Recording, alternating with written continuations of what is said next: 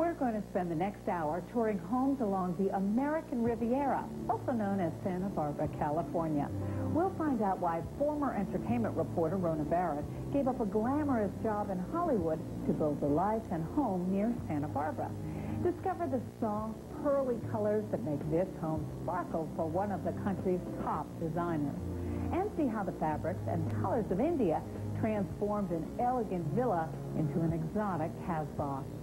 These fascinating homes and more on Homes of Santa Barbara.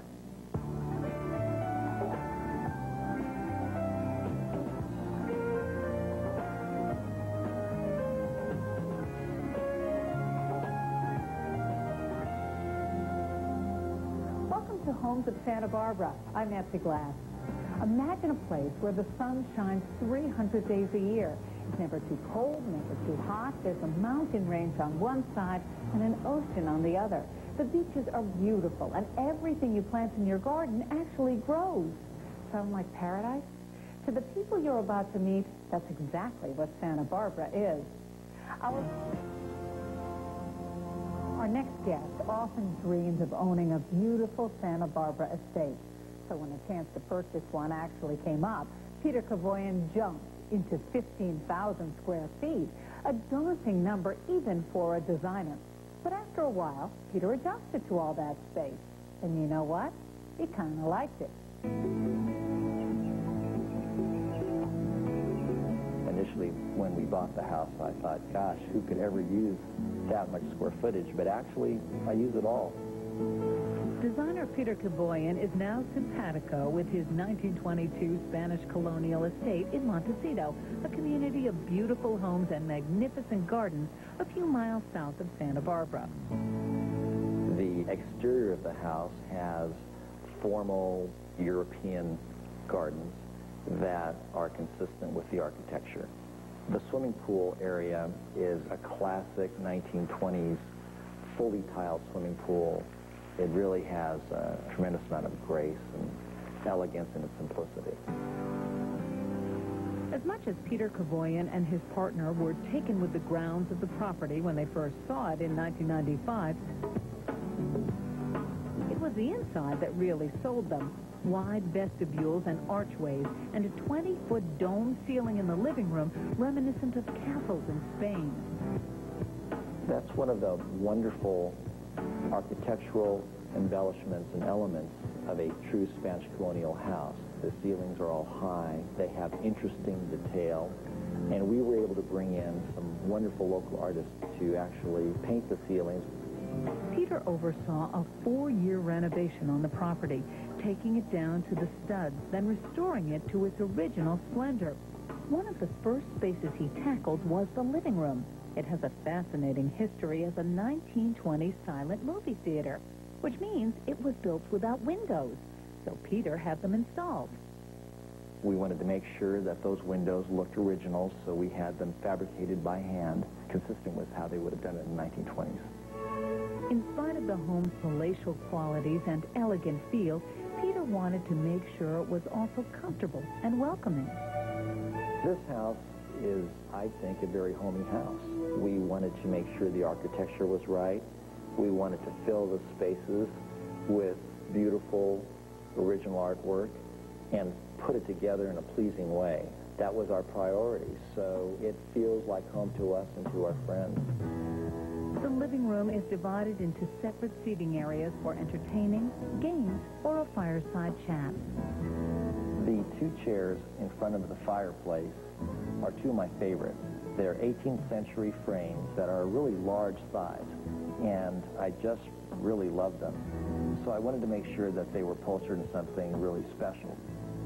The silk fabric on the chairs duplicates an 18th century pattern discovered in Europe by one of Peter's friends. He commissioned a mill in Europe to actually replicate that design, and that's how we actually got this fabric. Peter chose art and furniture consistent with the scale of the room. A collection of detailed antique tables also holds its own and includes a 19th century French side table on one end of the main sofa and an 18th century Dutch table on the other. We were fortunate in that the living room still had the original fixture in it, which is the iron chandelier, and it also had the original carved limestone fireplace that was imported from Europe when this room was built. Having said goodbye to the one-time silent movie theater in his living room hardly left Peter without a great place to watch movies. During renovations, he added a home theater with state-of-the-art equipment to the lower level of the house. We selected cut velvet fabric for the walls, and then I found these reproduction deco chairs that were compatible with the wall fabric. And so people love to come over for a dinner and a show, and with a touch of a button, we can do that.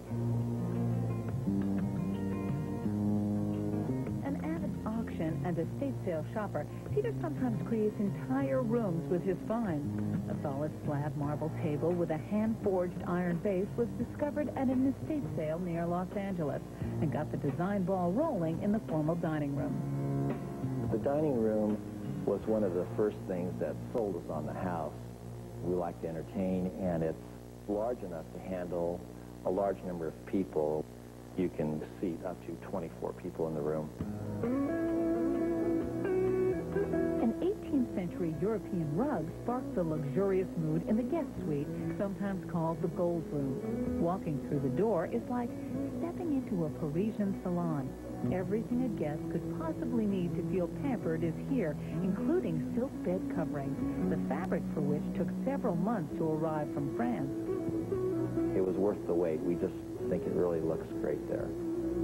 On either side of the bed, Chinese book boxes were given a new look and a new life. I had stands made for the book boxes, and those actually became the end tables. Peter Kavoyan learned that decorating a 15,000 square foot house was every bit as challenging as he thought it would be. But it also meant he had more room to experiment and try out new ideas. In the end, he felt fulfilled and rewarded and grateful to call a place as beautiful as this his home. For us, it's just a privilege to live here, and we really thank our lucky stars every day that we were able to buy this house.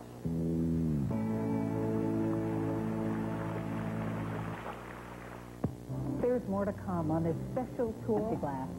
The two people you're about to meet were so busy. We hope you've enjoyed it and have been inspired to mix things up and try something new and different in your home.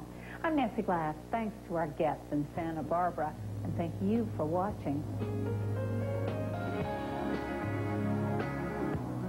Designing for the sexes brings a living room back to life with color and texture. Then Designer's Challenge creates a relaxed